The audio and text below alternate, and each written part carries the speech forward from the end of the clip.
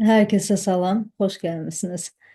İlk videoda narsizm hakkında onun daha çok daxili mexanizmləri, utanc, saxtamanlik, grandiozluq və narsizmin ümumiyyətlə necə formalaşdığı haqqında danışmışdım. İkinci videoda daha çox bu şəxsi struktur insanlar arası münasibətlərdə necə təzahür edir, narsistik davranışlar yaxın münasibətlərdə nələrə səbəb olur və bu strukturu dəyişmək, terapiyada bunu işləmək mümkündürmü?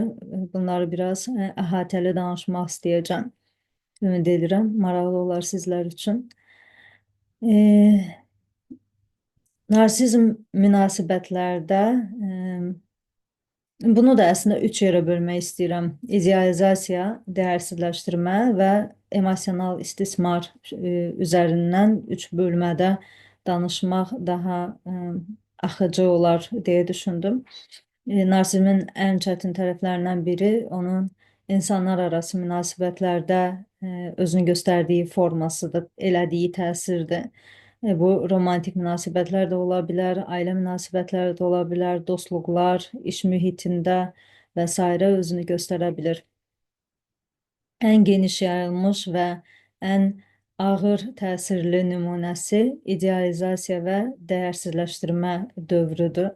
Bundan müdafiə mexanizması kimi qısaca ilk videoda bəhs eləmişdim. Bugün münasibətlər üzərindən daha ətraflı dəyərləndirə biləcəyik. İdealizasiya münasibətin başlanğıc mərhələsində gördüyümüz, müşahidə elədiyimiz e, bir təsirdir, yanaşmadır, bir mexanizmdir. Yəni, istədiyinizi seçə bilərsiniz orada. Sən narsist bir şəxs, bunu demək belə xoşuma gəlmir. Çünki o qədər silah kimi istifadə olunur ki, narsist insan ideyası. Amma birinci videoda bununla bağlı biraz daha yanaşmamı, mövqeyimi bəlli eləmişdim deyə ikinci videoda daha rahatam. Dolayısıyla narsist şəxs ya da bu kriteriyalara uyğun şəxsiyyət strukturu olan biri nəzərdə tutduğumu anlayacaqsınız deyərkən, qınayıcı yerdən demədiyimi artıq anlamış olacaqsınız.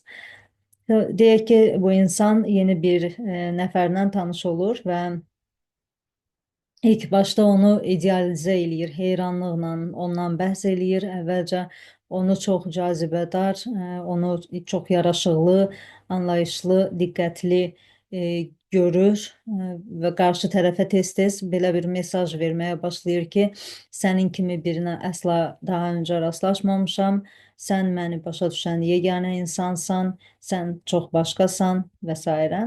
Bu dövrdə narsist qarşı tərəfə öz saxta idealları üçün güzgü tapmış kimi davranır. Münasibət çox sürətlə inkişaf eləyir, çox sürətli şəkildə yaxınlaşırlar, intensiv olur, bəzən sevgi bombardmanı effekti də yarada bilir, amma bu idealizasiya uzun çəkmir. Burada da ikinci mövzu ortaya girir, dəyərsizləşdirmə, mükəmməl obrazın süqutu deyə bilərik buna. Zaman keçdikcə, münasibət real həyatda davam elədikcə qarşı tərəf həqiqi insan olaraq çatışmazlıqlarını, zəifliklərini göstərməyə başlayır. Və narsist üçün də bu təhlükəli siqnal deməkdir.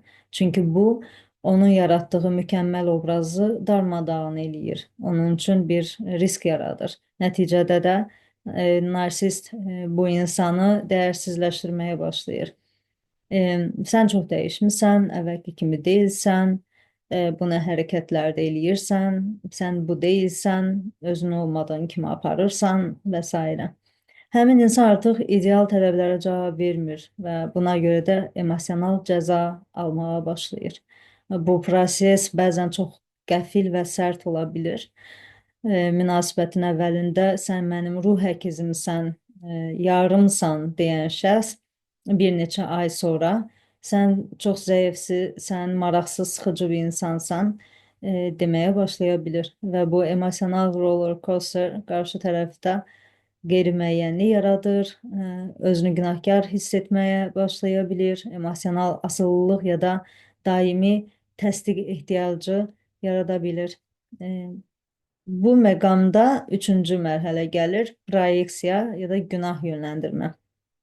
Əslində buna mərhələ deməyim də üçüncü forması deyək. Narsistlər münaqişə zamanı çox vaxt öz səhvlərini, çatışmazlıqlarını qarşı tərəfə yükləyirlər.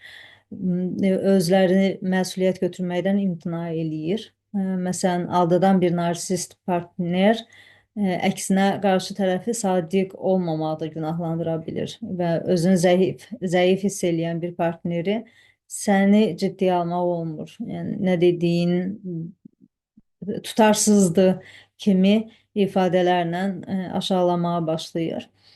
Bu bir proyeksiya və günah yönləndirmə qarşı tərəfdə özünü sorğulamağa, reallıq hissinin pozulmağına və bəzən də özünə inamsızlıq yarada bilir və buna populyar dillə gaslighting deyə bilərik. Reallığın pozulması, təhrif olunması. Dördüncü emosional istismar və empatiya çatışmazlığı olaraq giriş eləyə bilərəm. Narsist şəxs çox zaman qarşı tərəfin duyğularını görmür. Görsə də əlaqə qurmaqda çətinlik çəkir. Münasibət də çox zaman dolayısıyla bir tərəfli olur. Narsist öz problemləri haqqında çox danışır, amma qarşı tərəfin duyğularını ya əhəmiyyətsiz hesab eləyir, ya da mövzunu dəyişir. Sənin də problemlərin var, bəs mənim nə qədər çətinlik yaşadığımı bilirsən. Belə bir münasibət tərzi təkcə sevgidə deyil, dostluqlarda da, ailədə də, iş yerində də müşahidə eləyə bilərik. Və unutmamaq lazımdır ki, bir münasibət növü də valideyn-övlad münasibətidir. Yəni, uşaq daim valideynlərini razı salmağa çalışmağa başlayır, emosional qayğı ala bilmir, nə qədər razı salsa da bu qüsurlu dövran şəklində davam eləyir. Valideyn isə öz davamı uğur simvolu kimi onu görməkdə israrla davam eləyir. Amma fərqində olmadan bunu mütləq demək lazımdır. Nəticə olaraq narsist şəxslə münasibətdə olan insanlar çox zaman özlərini emosional olaraq tükənmiş hiss eləyirlər. Bəzən dəyərsiz, görünməyən ya da manipulyasiyaya uğramış, manipulyasiya edilmiş hiss eləyirlər. Ətrafdakılar, xüsusilə də yaxınlar belə bir şəxsiyyət quruluşuna sahib olan narsistlə münasibətdə ya onun oyunlarına uyğunlaşırlar, ya da bir nöqtədən sonra özlərini tamamən itmiş kimi hiss eləyirlər. Birazdan narsizmin alt tiplərini araşdırmağa dəvət eləyəcəm sizi. Bunlar arasında təhlükəli, daha gizli ya da və də daha yüksək funksiyalı formalar var. Narsizmin bu alt tiplərinə belə də adlandırmaq olar. Malignant narsisizm, qırılğan vulnerable narsisizm və də yüksək funksiyalı narsisizm.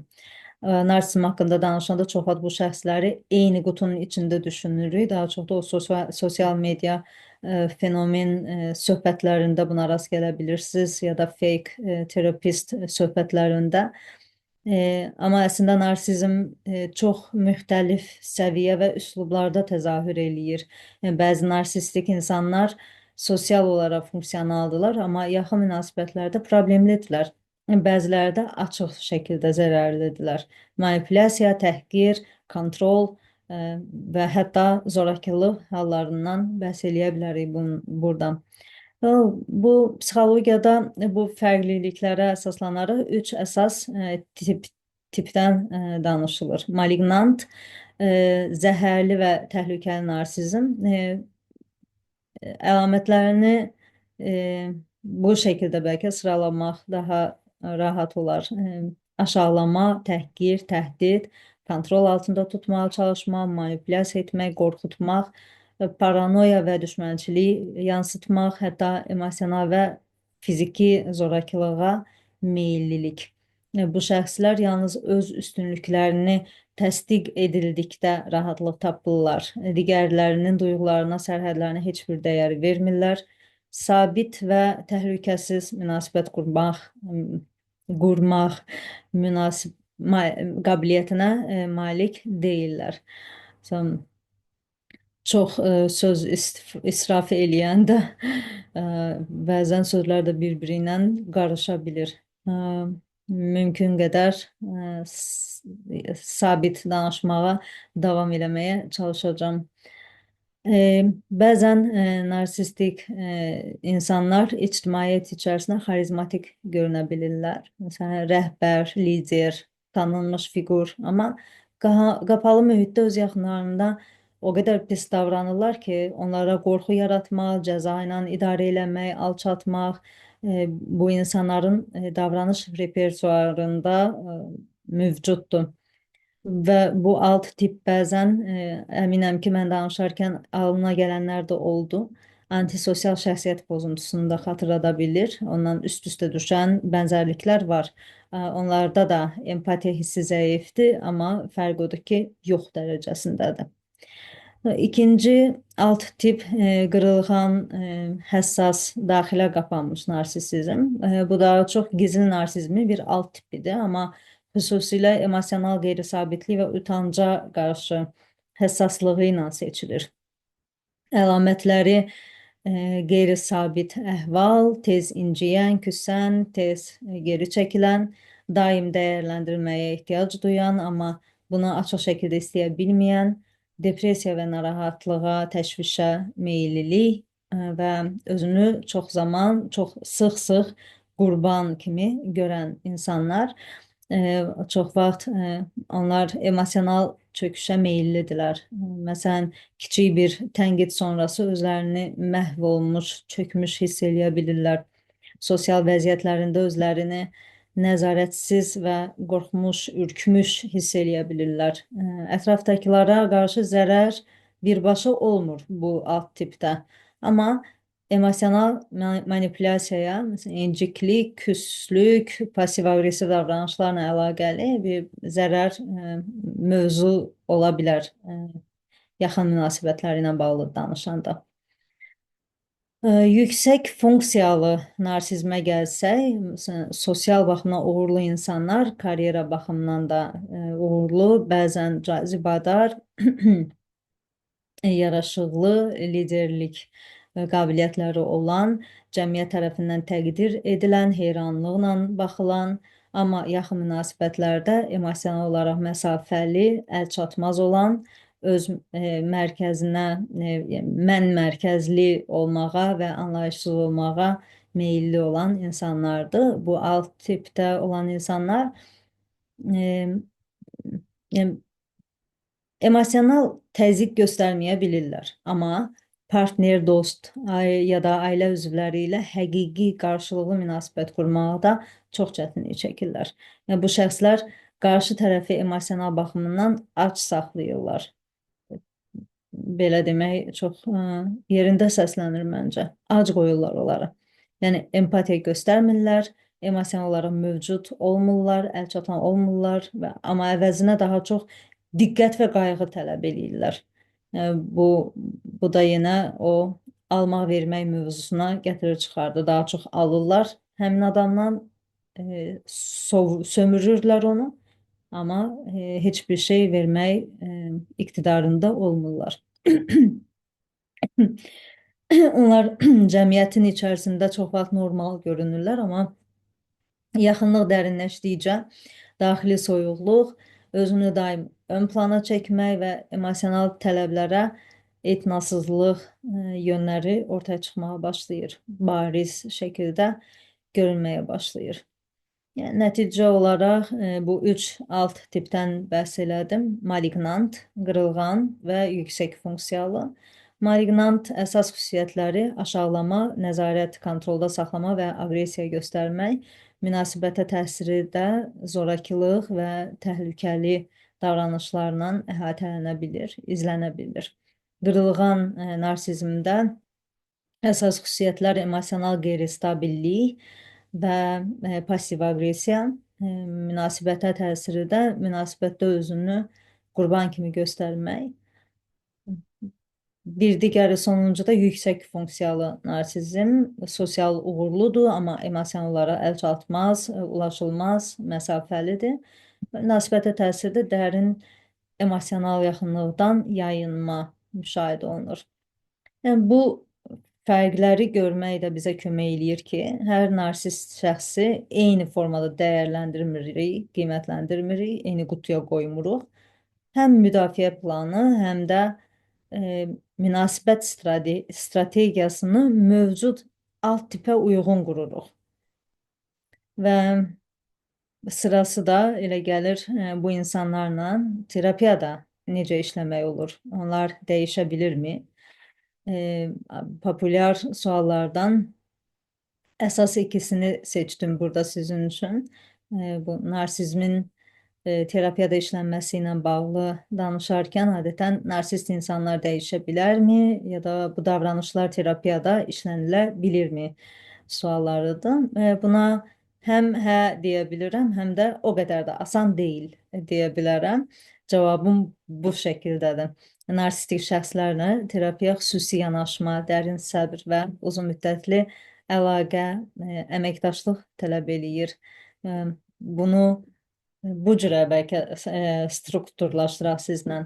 Məsələn, dəyişiklik mümkündür, amma çox nadir hallarda spontan baş verir. Düşüncəsini müdafiə eləyərək danışsaq, o zaman belə bir fikir ortaya çıxır ki, narsist insanlar çox vaxt terapiyaya öz istəklərindən gəlmirlər.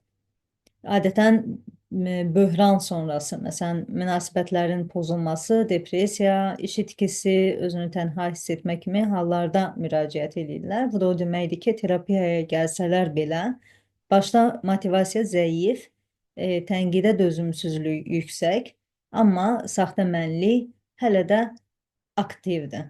Amma yox və saxtamənlikdə o motivasiyanın zəif olmağı, tənqidə dözümsüzlüyün yüksək olmağı və saxtamənliyin də aktiv olmağı, bunlar hamısı eyni sətirdədir.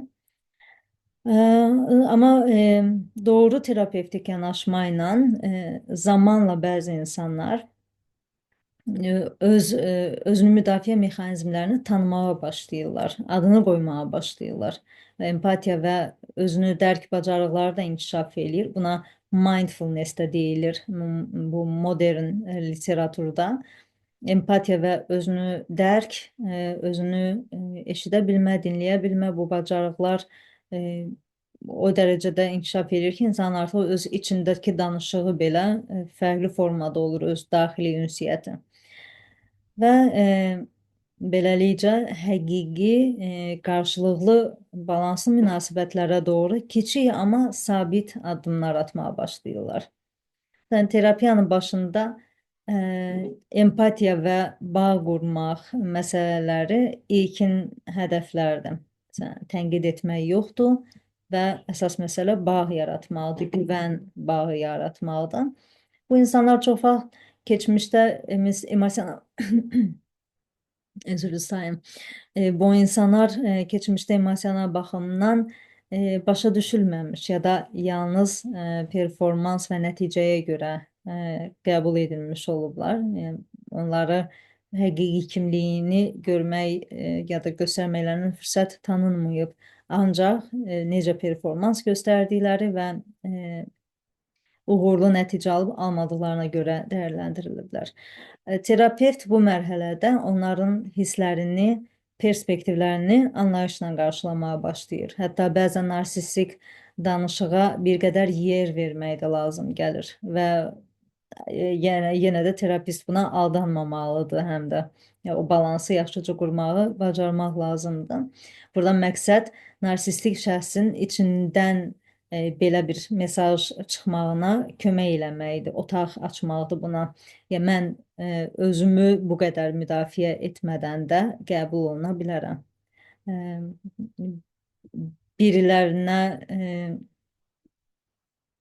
Birilərinin istədiklərini yerinə yetirərkən özümdən bu qədər vermədən də həmin insanın sevgi və hörmətini qazana bilərəm. Ya da ən azından insanın özü-özünə olan hörməti və sevgisinin qəbulu daha asanlaşa bilir bu mərhələdə.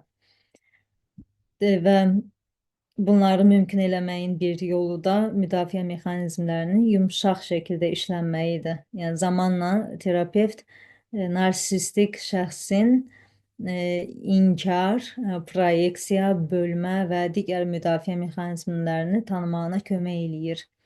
Amma bu birbaşa və sərt şəkildə olmur.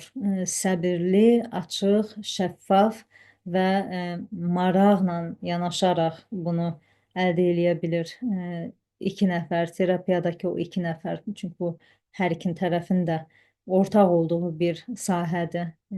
Burada bir iyerarxiya yoxdur. Məsələn, belə bir örnək verə bilərəm sizə. Məsələn, təsəvvür eləyin ki, seans zamanıdır və terapist belə bir yanaşma ilə gəlir. Fərqinə vardım ki, hər dəfə özünüz haqqında tənqidli bir şey söyləyəndən sonra dərhal kiminsə səhvini xatırlayırsınız. Məsələn, ola bilərmi ki, bu o hissi azaltmaq üçün avtomatik bir üsuldur? Bu cür yanaşma həmin şəxsin öz davranışlarını müşahidə eləməyinə şərait yaradır. Onun özünü sorğulamağına təşviq eləyir, amma utanca qərq etmədən, utancı otağa buraxmadan. Çünki bu mərhələ o deməkdir ki, artıq utanc otaqda varlığını sürdürüb, görünüb, adı qoyulub və ona yol verilib. Utanc demişkən, yəni terapiyada əgər emosional təhlükəsizlik yaradılıbsa, güvən şəraiti yaradılıbsa, bir nöqtədə həmin şəxs həqiqi hissləri ilə də üz-üzə qala bilir. O bayaq dediyim utancın otaqda varlığının görünməyi kimi. Məsələn, məni heç vaxt olduğum halımla sevən olmayıb ya da biraz zəiflik göstərən kimi məni o dəqiqə tərk eləyəcək ya da bir şeyi bilmədiyim, hiss etdirdiyim an işdən qovula bilərəm kimi. Bu anlar terapiyanın dönüm nöqtələridir. Çünki o insan ilk dəfə özünü qorxmadan açır, utanc hissi ilə qalmağa cəhd eləyir və terapevtin onu qəbul etdiyini görür. Terapevtin ona yanaşmasında, ona münasibətində, ona göstərdiyi istilikdə heç bir fərq olmadığını görmüş olur bu açıqlamaları elədikdən sonra.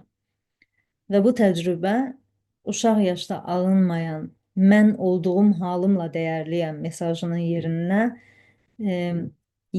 o mesajın əslində yerinə də deyil, bərpa edilməsi deyə bilərik biz buna. Yəni, mən olduğum halımla dəyərliyəm yenidən qurulmağa başlayır.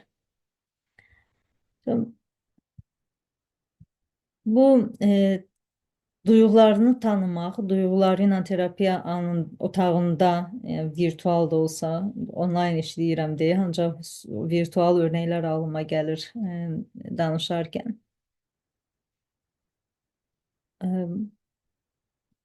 Bunun ilk yolu birdən-birə ora gəlmir. Yəni birdən-birə həmən tanıdım adını qoydum. Əvvəlcə biraz da müşahidə eləyərək bu baş verir. Sən özünü müşahidə eləmək və empatiya qurmaq bacarığı da bu şəkildə formalaşır, inkişaf eləməyə başlayır. Yəni terapiyanın növbəti hədəfləri də bunlar olur. Məsələn, narsistik şəxsin öz emosiyalarını tanımağı, eyni zamanda başqalarının hisslərini təxmin etməyi, yəni empatiya bacarığını inkişaf etdirməyi. Bəzən terapist bu sualları verə bilər. Məsələn, filan hadisə baş verdiyində, filan yox da məsələn indi danışır, tutaq ki, və o moment deyirsiz ki, bu baş verdiyində nə hiss etdiniz? Bu terapiyada çox nadirən verdiyim sual gəlib idi, ancaq doğru yeri olduğunda da istifadə etməkdən çəkinmirəm.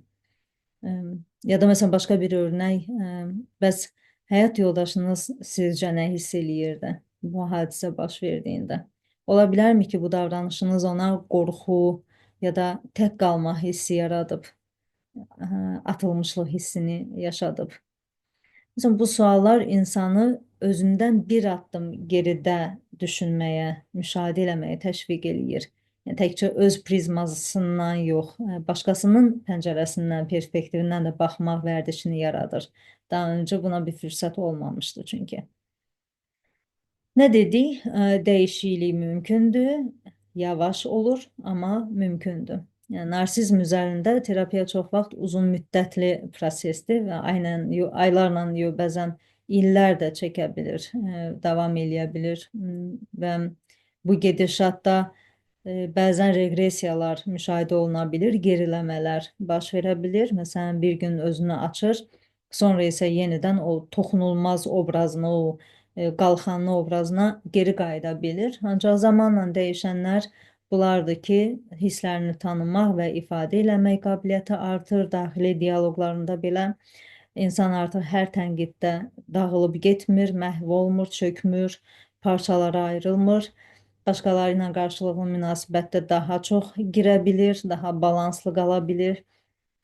Terapist üçün də ən vacib olan səbir, empatiya və həmin seanslarda baş verən narsistik müdafiələri şəxsə hücum etmədən, ona sərt davranmadan güzgü kimi göstərmək bacarığıdır.